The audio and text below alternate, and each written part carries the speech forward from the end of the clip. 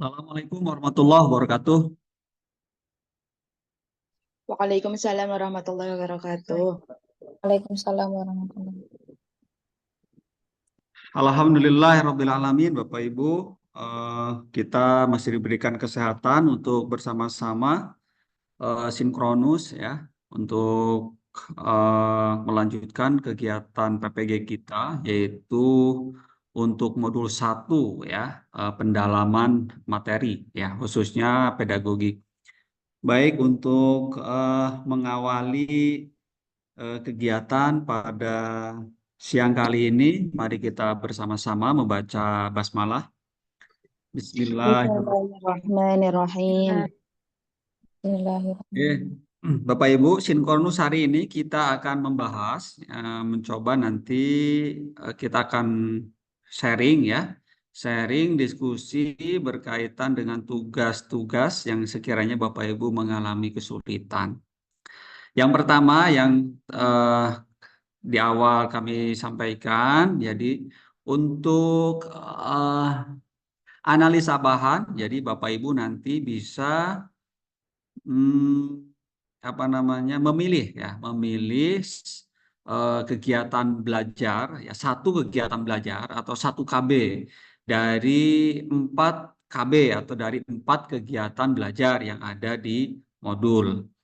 Nah, modul 1 itu yang kita hari ini jalankan, Bapak Ibu ya, yaitu teori belajar dan pembelajaran. Secara teoritis kemarin kita sudah diskusikan ya di hari pertama. Nah, selanjutnya Bapak Ibu kemarin melanjutkan tugas yang kedua, yaitu melakukan analisa bahan ya. Nah, analisa bahan itu juga tentu berkaitan dengan modul yang kita kaji ya, baik di KB1 maupun di KB4 ya. Misalkan kalau KB1 itu misalkan tentang behaviorisme ya, teori behaviorisme, kemudian di KB dan kognitivisme, kemudian di KB2 itu tentang konstruktivisme, kemudian teori sosial dan humanisme, kayak gitu ya. Kemudian di KB yang ketiga itu tentang kurikulum merdeka ya, kurikulum merdeka, kemudian yang keempat yaitu K13. Nah, Bapak Ibu nanti tinggal memilih dari KB itu mana yang akan Bapak Ibu analisa gitu. Dengan melihat dengan memilih ada video, kemudian ada jurnal, kemudian ada bahan ajar yang diberikan yaitu PowerPoint. Nah, silakan Bapak Ibu nanti untuk melakukan itu. Nah, ada 3 kemarin yang diminta ya Bapak Ibu ya. Nanti secara tugas yang sudah masuk sudah saya komentari semuanya di situ, kecuali yang belum masuk ya, baik resume maupun analisa bahan ya. Nanti mohon disimak untuk itunya apa catatan saya di LMS ya. Secara secara umum Bapak Ibu sudah bagus melakukan analisa bahan ya. Cuman yang perlu ditekankan nanti Bapak Ibu setelah Bapak Ibu memahami sudah menemukan 3 konsep ya, 3 konsep teori yang ada dalam bahan ajar. Nah, Bapak Ibu nanti yang kedua itu diminta untuk melakukan kontekstualisasi. Maksudnya bagaimana? Nah, itu catatan sudah saya sampaikan di LMS. Contohnya seperti ini Bapak Ibu, ketika Bapak Ibu sudah menemukan teori yang ada di jurnal maupun di video itu tentang teori hubungannya dengan teori pembelajaran, Bapak Ibu nanti menghubungkan teori itu dengan pengalaman Bapak Ibu di lapangan seperti apa, khususnya dalam pembelajaran PAI gitu. Maka catatan saya di situ bisa disempurnakan kontekstualisasinya, yaitu dengan menghubungkan teori yang Bapak Ibu pelajari itu dengan pengalaman Bapak Ibu selama ini, selama mengajar, khususnya mengajar pendidikan agama Islam. Itu namanya kontekstualisasi. Nah, gitu Bapak Ibu, sehingga eh, kajian bahan itu menjadi bermakna untuk Bapak Ibu ya, karena dihubungkan dengan pengalaman Bapak Ibu. Saya yakin Bapak Ibu itu kan pengalaman sudah sangat banyak sekali dalam menghadapi murid-murid, dalam menghadapi peserta didik. Oke, saya kira ini hanya apa namanya hanya memantik saja. Mungkin saya mungkin Bapak Ibu juga mungkin mau bertanya berkaitan dengan tugas analisa bahan. Eh, ada yang bertanya Bapak Ibu?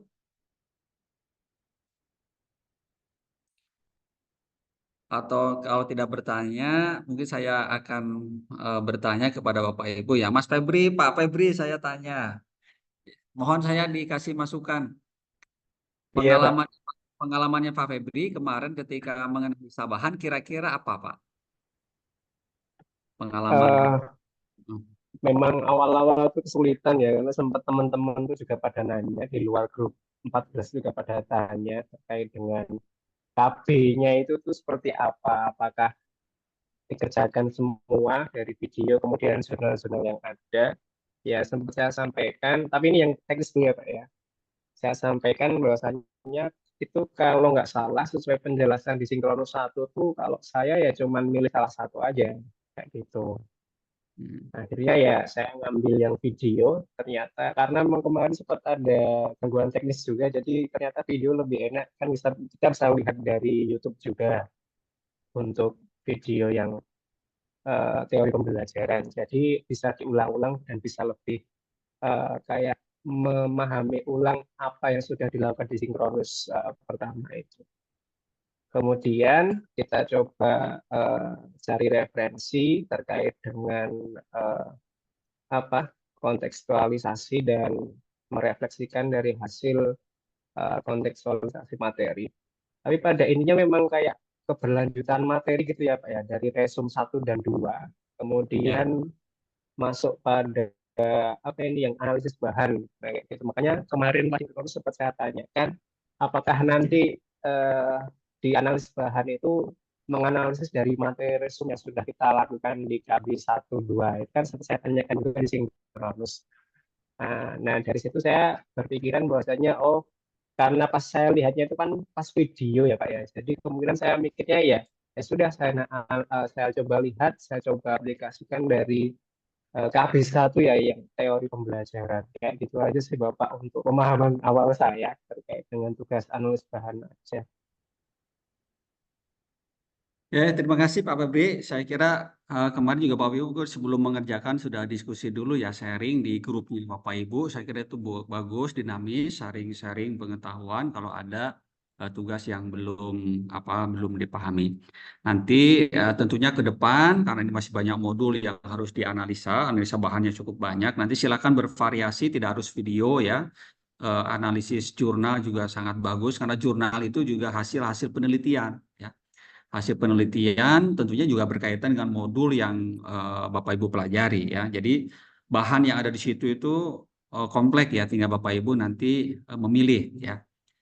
Jadi nanti bisa ya apa namanya tidak harus video terus ya gitu. Nanti bisa berganti ke apa namanya ke jurnal ya. Jurnal atau bahan yang diberikan oleh dosen.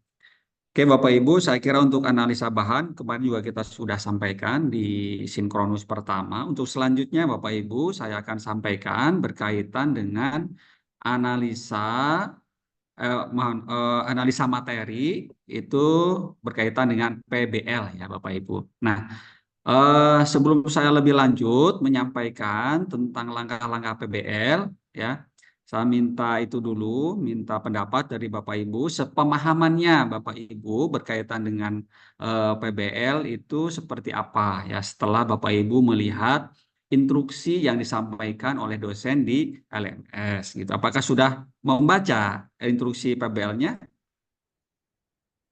Pak Doni sudah membaca instruksi untuk PBL-nya? Halo? Sudah. Oh, sudah. Ya, gimana menurut Pak Doni untuk PBL kira-kira yang perlu didiskusikan berkaitan dengan hal yang mana, Pak? Bisa dari petunjuk yang disampaikan? Ini teman-teman saya sendiri masih kesulitan di itu Pak, yang apa namanya pembahasan tentang identifikasi masalah, kemudian yang analisis penentu penyebab masalah dan juga penetapan solusi masalahnya Pak. Masih terkesan bingung kayak gitu. Oke. Terima kasih Pak Doni. Kemudian Bu Handa masih sama apa gimana? Saya minta pendapatnya yang Bapak Ibu. Siapa tahu di sini ada Bapak Ibu yang sudah familiar dengan apa namanya PBL ya untuk tugas PBL ini. Pak Dayani, Iya, Pak. gimana?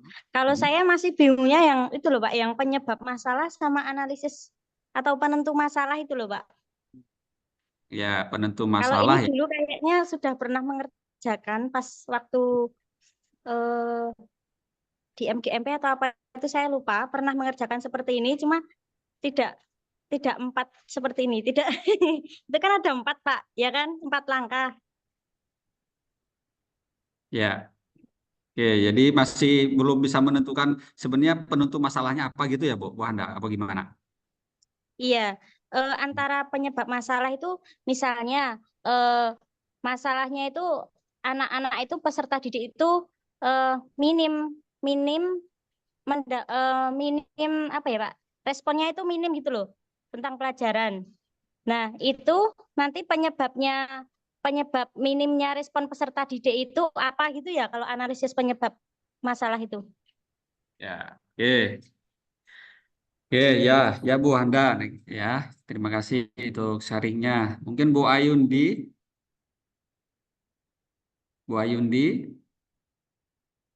Ya, Pak. ya, yang ada kesulitan untuk memahami instruksi, Bu Ayundi. Iya, eh, kalau jujur saya belum mengerjakan tugas PBL, Pak. Jadi ini memang baru buka instruksinya, ngeten. Oke, ya. Jadi saya kira secara umum mungkin permasalahannya sama ya. Jadi belum begitu memahami tentang langkah-langkah tugas PBL ya, Bapak Ibu ya. Iya. Oke, nanti izin sharing. Izin bertanya boleh, Pak? Oh, boleh, boleh, boleh. Yang dalam PBL itu kan di instruksi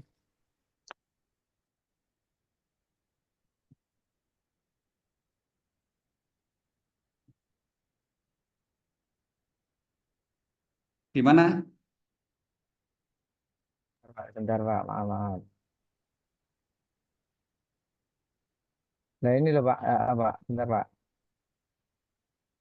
Nah ini yang masalah ini yang gurunya atau siswanya gitu loh Pak. Kan di sini instruksinya masalah dalam pembelajaran. Kemudian yang poin B itu ada hubungannya dengan pengalaman siswa. Jadi kedua belah pihak antara guru dan siswa atau hanya masalah di siswanya saja gitu Pak itu Pak.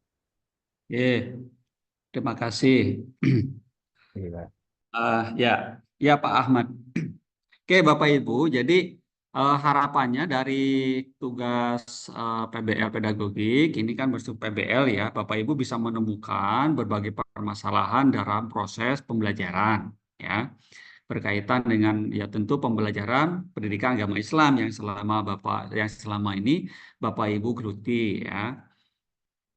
Nah, jadi Bapak Ibu jadi permasalahannya bisa kompleks Pak ya. Nanti bisa berkaitan dengan siswa, bisa berkaitan dengan gurunya sendiri, atau juga bisa berkaitan dengan lingkungan sekolah dan seterusnya. Banyak ya problem. Saya kira banyak masalah, ada mungkin ribuan masalah yang dihadapi Bapak Ibu selama menjadi profesi ya sebagai seorang guru. Nah, terutama karena kita bersinggungan dengan pembelajaran, tentu masalah-masalah pembelajaran juga muncul yang kita hadapi ya. Sehingga nanti di sini Bapak Ibu, nah harapannya dari analisis PBL ini nanti ke depan itu harapannya itu, jadi Bapak Ibu sudah punya apa namanya permasalahan yang bisa difokuskan sehingga nanti pada akhirnya Bapak Ibu bisa merumuskan penelitian tindakan kelas gitu ya. Ini harapannya. Ah, untuk PBL itu yang pertama ini ada 4 tahap ya. 4 tahap itu disesuaikan dengan modul yang dikaji ya. Ada modul 1, 2, 3, 4 ya. 5, 6 untuk yang K2. Nah, Bapak Ibu posisi K2 ini kan untuk PBL-nya itu untuk langkahnya itu untuk 4 modul. Ya, modul 1 itu teori belajar dan pembelajaran, nanti modul 2 perkembangan peserta didik, kemudian yang ketiga evaluasi pengembangan profesi guru, kemudian yang keempat nanti ada evaluasi pembelajaran. Nah, nanti 4 modul itu kan itu nanti akan ditembus selama 15 hari ya. Selama 15 hari itu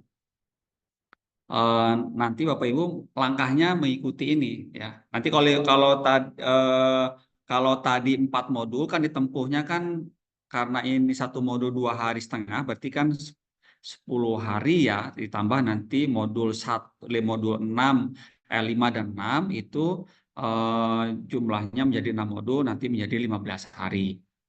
Nah, untuk tugas yang pertama pedagogik itu yang 4 modul dulu, modul teori pembelajaran, kemudian perkembangan peserta didik, kemudian pengembangan profesi dan evaluasi. Nah, itu nanti tahapannya maka dibuat menjadi 4 tahap. Kemudian tahap yang pertama itu berarti tahap yang hari ini modul 1 itu hanya mengerjakan satu saja ya.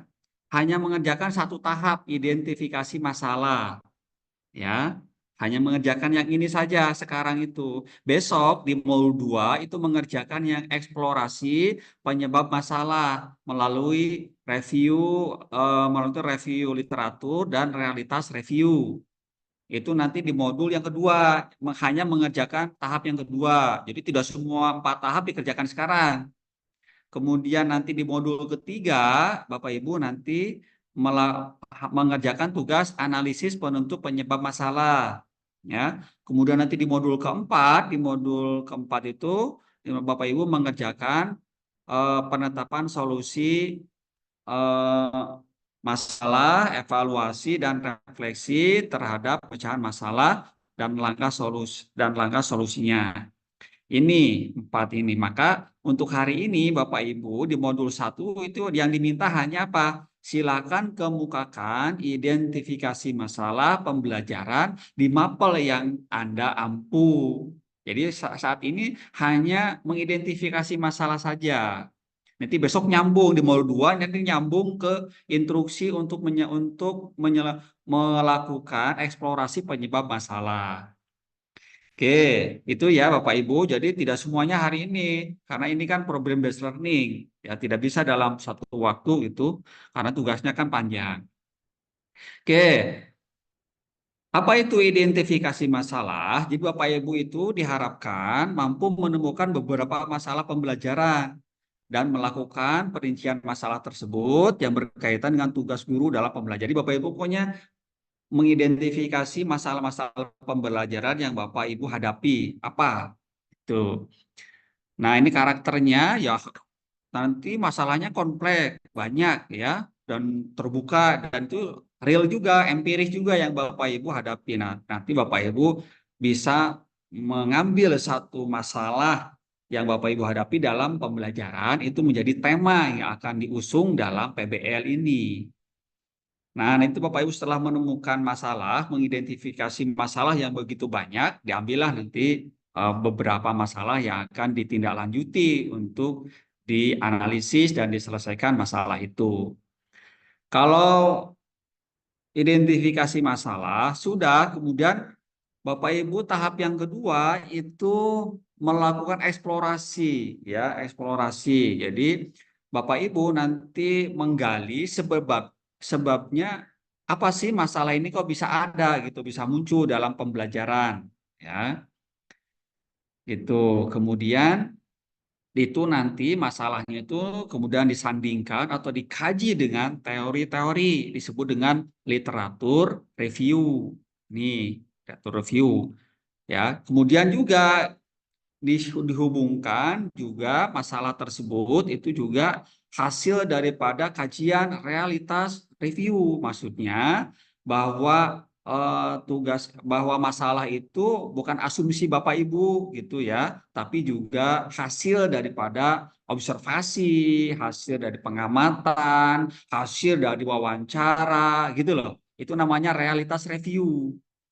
Ya, jadi masalah yang ada itu kemudian dieksplorasi, kemudian digali penyebabnya, kemudian dikaji itu dengan teori-teori pembelajaran, disebut dengan teori-teori disebut dengan literatur review.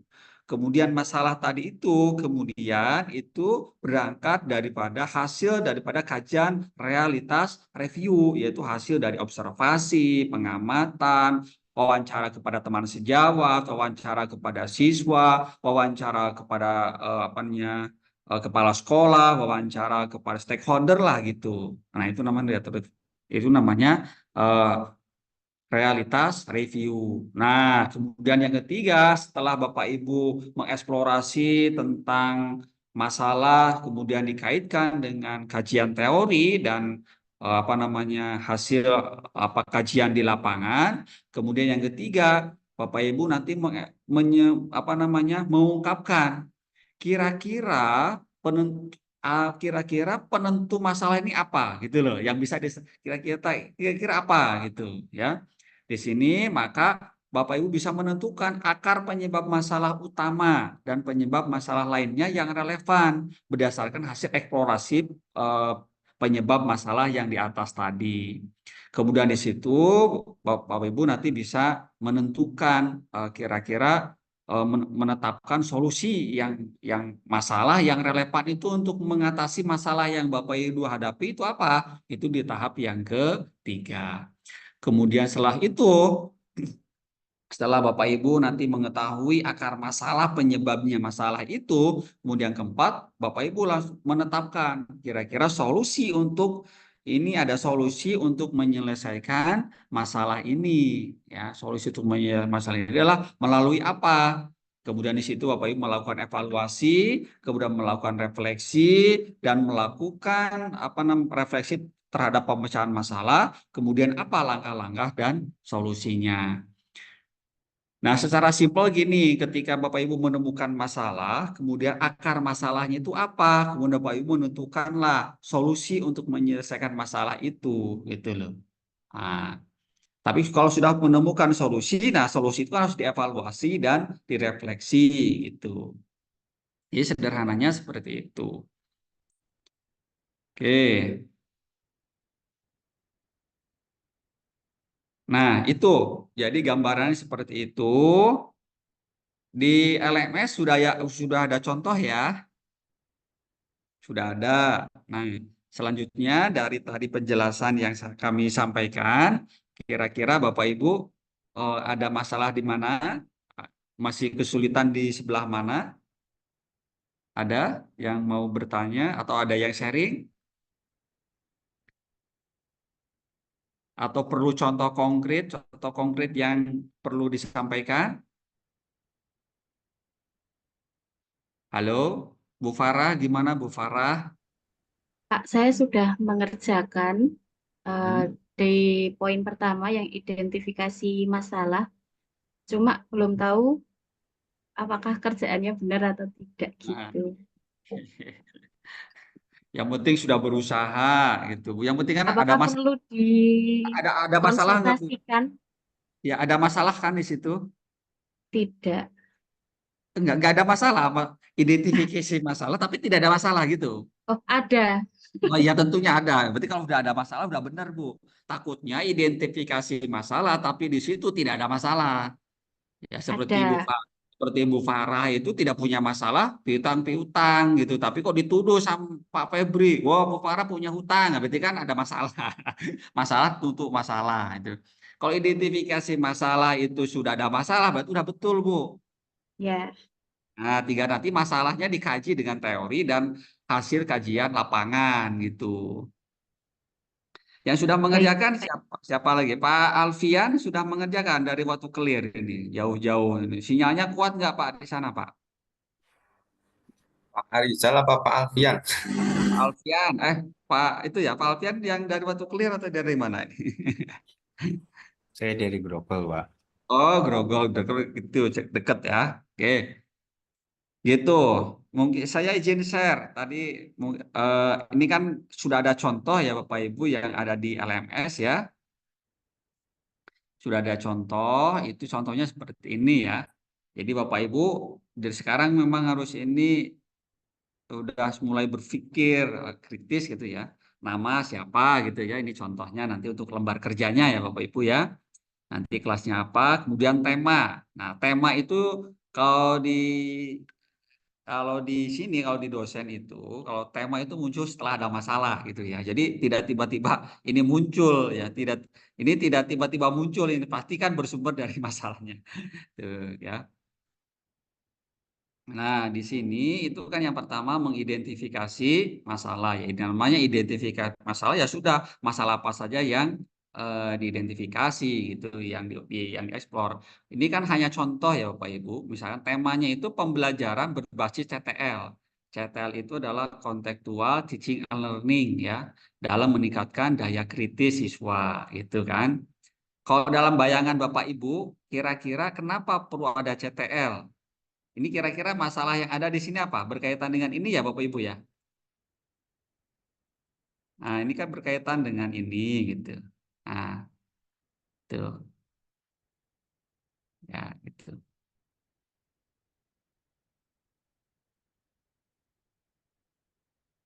Coba sebentar, ini kok hilang ya.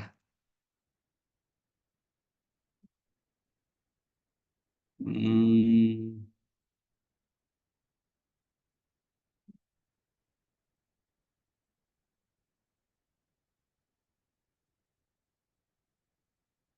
Bu Dia, kira-kira menurut Bu Dia itu munculnya pembelajaran berbasis CTL dalam meningkatkan daya kritis siswa, kira-kira menurut Bu Dia masalahnya apa ini?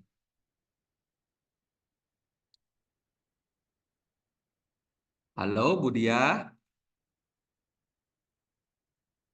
mana Bu Dia? Oh, nggak bisa, suaranya nggak keluar. Suaranya nggak keluar, Bu. Halo?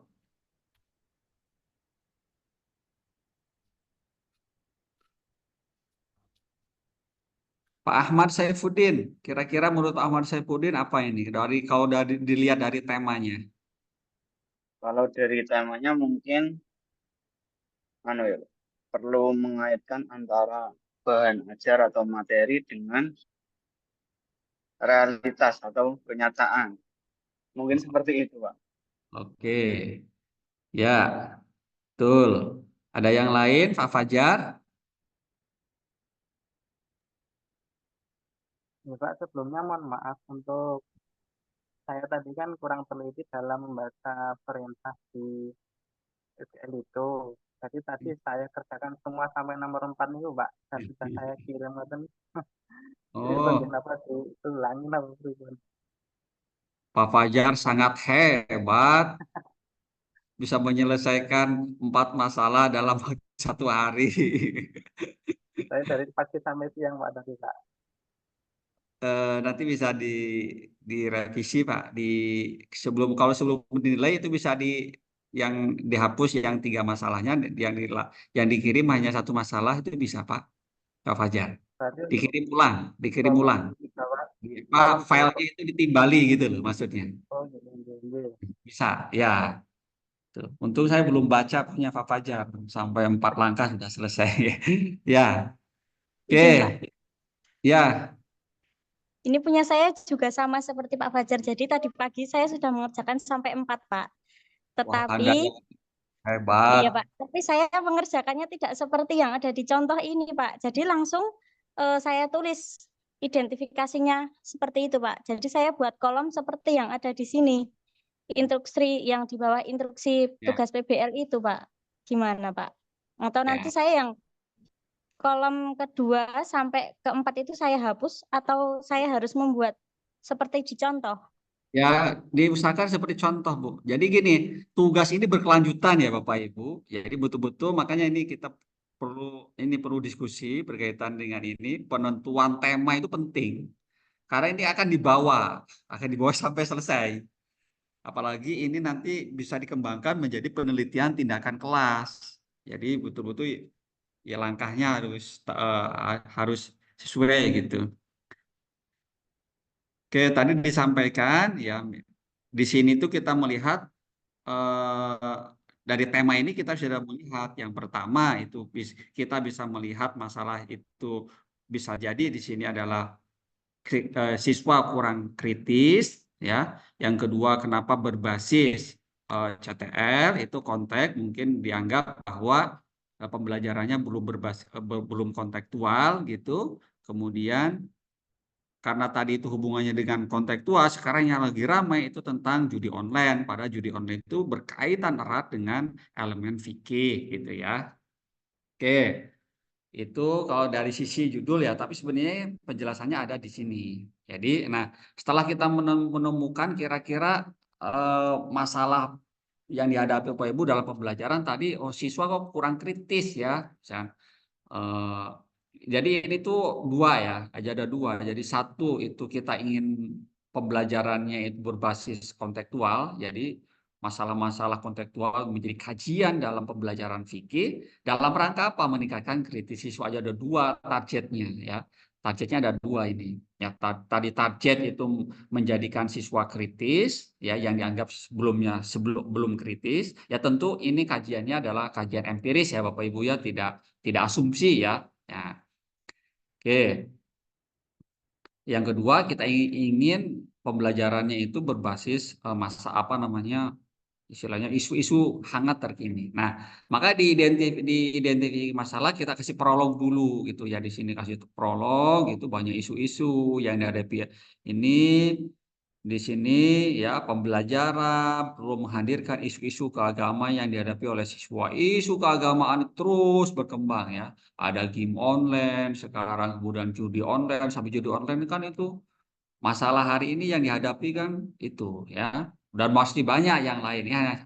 Salah satu contoh ya.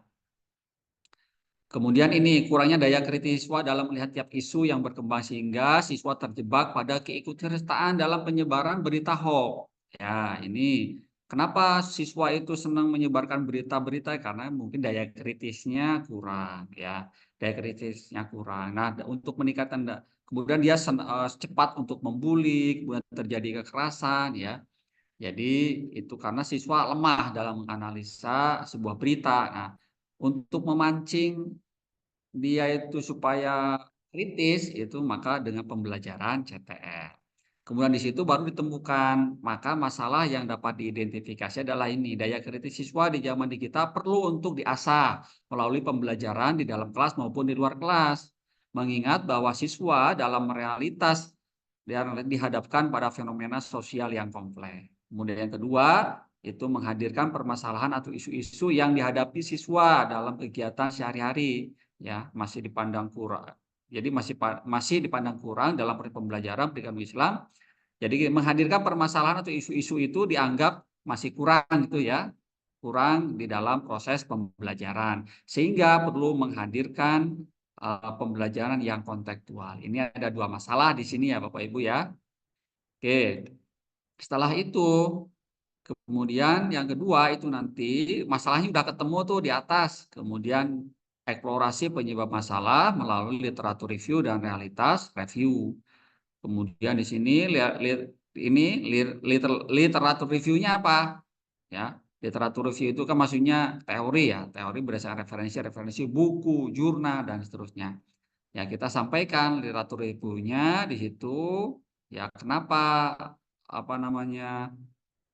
kenapa kontekstualisasi pembelajaran itu penting gitu ya. Kemudian kita sampaikan di situ ya kesadaran perlunya pendekatan kontekstual dalam pembelajaran dasarkan adanya kenyataan dan seterusnya itu ya. Di sini kemudian ini adalah literatur review ya, kasih teori-teori kenapa perlu sih, kenapa pembelajaran itu perlu kontekstual ya. Salah satunya dengan melalui model CTL ya. Ya, pembelajaran kontekstual atau contextual teaching and learning ya. Kenapa perlu itu? Nah, ini landasan-landasan teorinya ada di sini ya.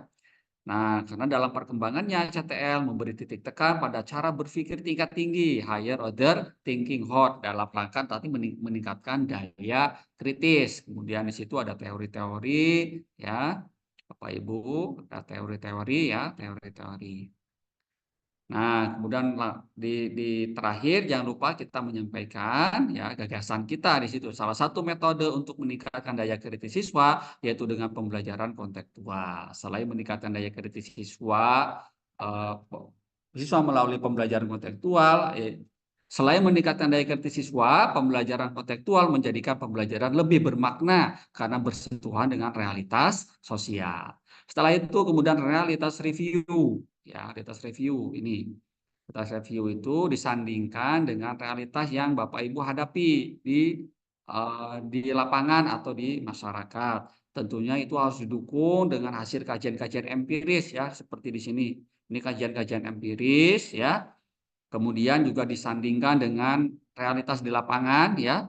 Ini hasil wawancara dengan kepala sekolah, kita sampaikan di situ hasil wawancara kepada pengawas atau hasil pengamatan ya, studi dokumentasi Bapak Ibu atau observasi Bapak Ibu gitu. Nah, itu disampaikan di situ. Nah, sehingga ini nyampailah di sini pembelajaran CTR dalam realitasnya belum sepenuhnya digunakan oleh para guru.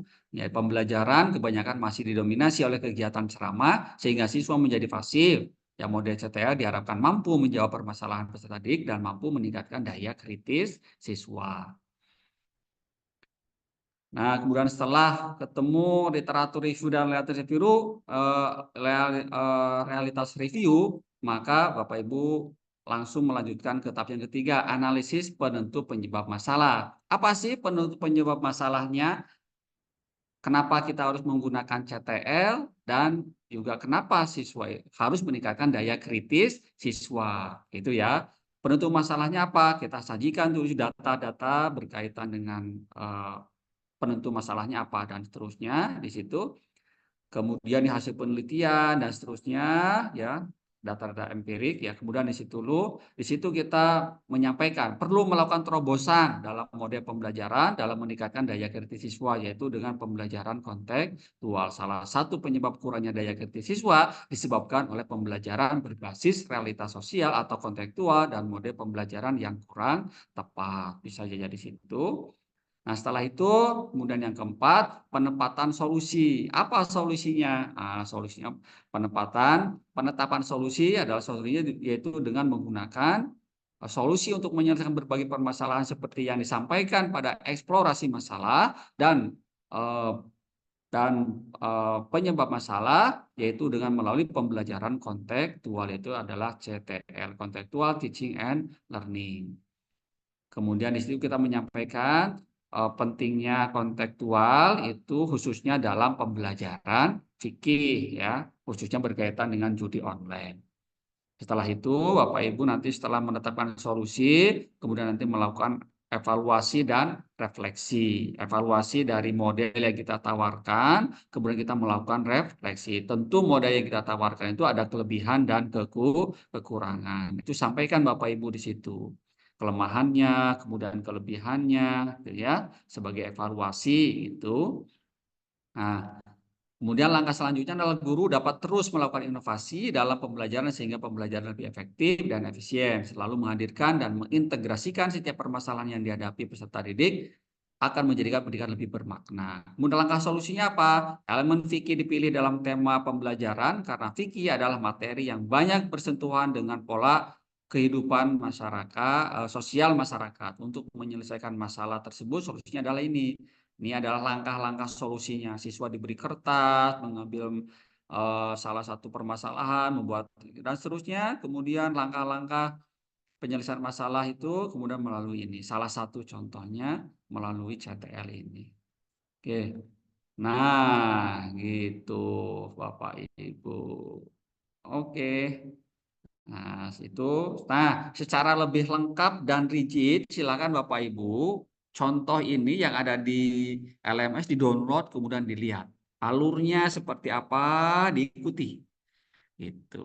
Nah, kalau Bapak Ibu dari sekarang itu sudah ketemu masalah besar, kemudian Bapak Ibu konsen di situ, besok kalau Bapak Ibu itu buat proposal PTK sudah nyambung, sudah enak, nggak kehabisan bahan, dan sudah tahu, oh masalahnya apa, kajian literatur reviewnya sudah ada, kajian teori-teorinya sudah ada. Besok ketika lokakarya, ketika PPL, Bapak Ibu langsung membuat proposal itu sudah gampang ya. Tuh, jadi mohon maaf Bapak Ibu, nanti di awal ini ya, di awal ini betul-betul harus betul-betul memilih masalah itu yang istilahnya menurut Bapak Ibu ini signifikan nih untuk diselesaikan, karena ini berlanjut nanti sampai di tahap keempat. Gitu. Oke, Bapak Ibu ada pertanyaan? Hanya Pak. Silakan Pak Ahmad. Wede, maaf Bu Ayundi. Pak mau tanya Pak, ini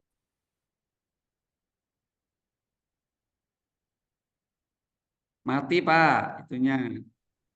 Oke. untuk langkah pengerjaannya bagaimana ya Pak? Apakah menentukan masalah dulu atau tema dulu atau subtema dulu ya Pak? Biar mudah seperti itu. Terima kasih. Oke, ya terima kasih.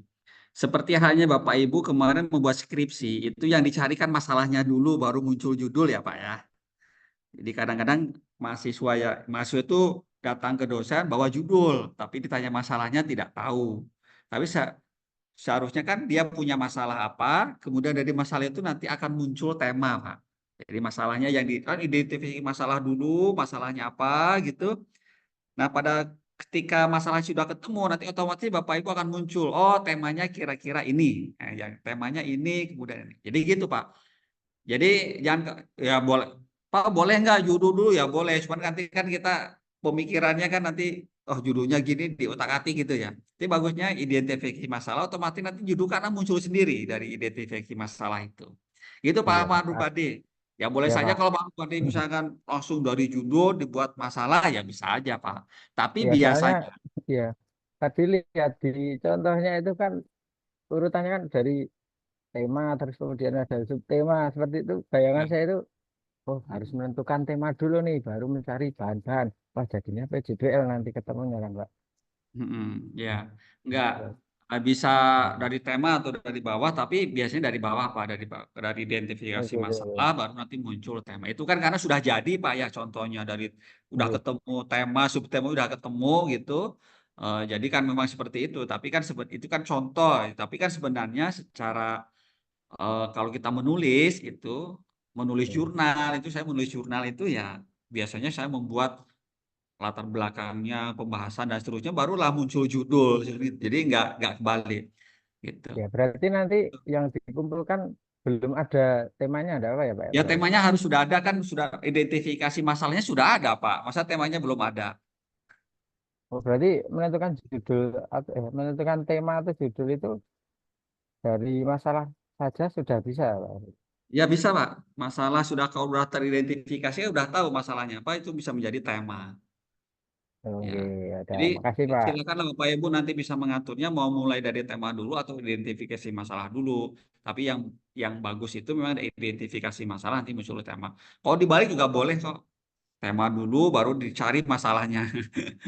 Gitu.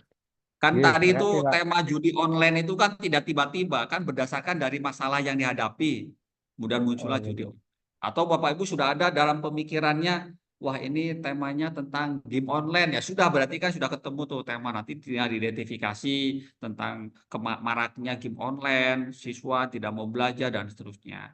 Atau yang lain misalkan dalam pemikirannya itu misalkan tentang di fenomena yang Bapak Ibu hadapi, ternyata anak-anak kok sekarang kok cepat banget emosi, misalkan ada masalah apa kan gitu, atau apalah gitu yang lain. Atau Bapak Ibu berkaitan dengan pembelajaran, misalkan kok anak itu kok tidak paham-paham sih tentang apa namanya, tentang praktek ibadah, misalkan tentang sholat yang di SD ya, misalkan tentang sholat atau sholat jenazah kok kenapa kok nggak bisa gitu, tapi ada masalah itu. Oh mungkin saya perlu ada apa gitu di sini, ada masalah apa di situ kan, yang tahu adalah Bapak Ibu sendiri yang ada di lapangan. Saya kira banyak sekali masalah yang ada di lapangan berkaitan dengan pembelajaran. Ada ribuan masalah. Oke, Bu Ayunda tadi kelihatannya mau nanya. Iya Pak, izin bertanya. Kalau ini kan saya semisal sudah menentukan identifikasi masalahnya. Contohnya saya ambil fikih bab puasa. Puasa itu tidak hanya karena kita mengenal puasa itu tidak hanya meningkatkan iman saja, tapi juga bermanfaat untuk kesehatan dan lingkungan dan sebagainya begitu. Nah, masalahnya sudah ada apa makna puasa, mengapa kita perlu berpuasa, terus dan manfaat puasa dan pertanyaan identifikasinya sudah ada. Nah, ini kalau kita sudah buat identifikasi masalah terus mengerjakan sampai 4 itu sudah tuntas, katanya tadi kan Pak Hakiman sudah akan berkelanjutan ini